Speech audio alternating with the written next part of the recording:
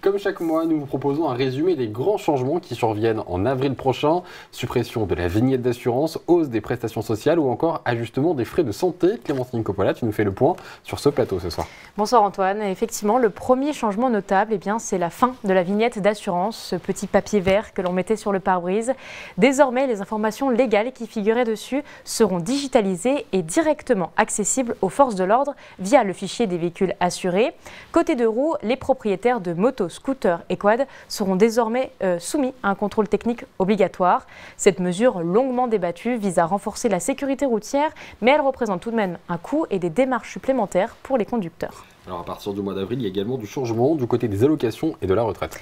Et là, effectivement, un changement, et c'est plutôt même un petit coup de pouce pour les prestations sociales, telles que le RSA, l'allocation aux adultes handicapés ou encore les allocations familiales.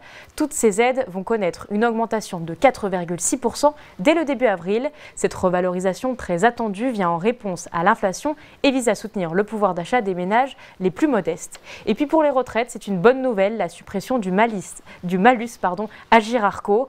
Pour rappel, ce dispositif mis en place en 2019 minorait de 10%, et ce pendant 3 ans, la pension des salariés qui décidaient de partir à la retraite dès qu'ils avaient tout leur trimestre et qu'ils avaient atteint l'âge du taux plein pour le départ. Et pour éviter de subir cette décote, il fallait travailler 1 an de plus. Désormais, c'est fini, plus aucun malus ne sera appliqué aux 700 000 retraités concernés. On va maintenant parler de rénovation des bâtiments avec aussi quelques changements dans le secteur, Clémentine. Alors quelques changements, effectivement. Les propriétaires qui envisagent des rénovations énergétiques verront les montants de MaPrimeRénov', qui était une aide, réduits de manière significative, notamment pour l'installation d'équipements de chauffage au bois. Alors on parle des chaudières, des poêles ou encore des pellets. Alors l'aide, elle va baisser de 30%, même si ce sont des travaux qui sont parfois très onéreux.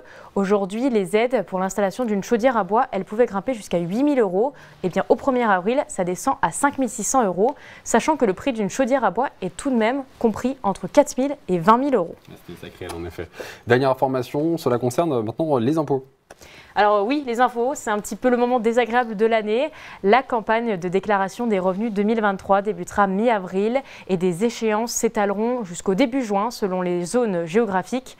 C'est un moment un peu crucial pour les contribuables qui devront être attentifs aux dates limites pour éviter les pénalités. Et je termine sur le changement d'heure qui arrive bientôt puisque samedi 30 et dimanche 31, on va changer d'heure dans la nuit. Effectivement, on va gagner ou perdre une heure selon quel point on se porte.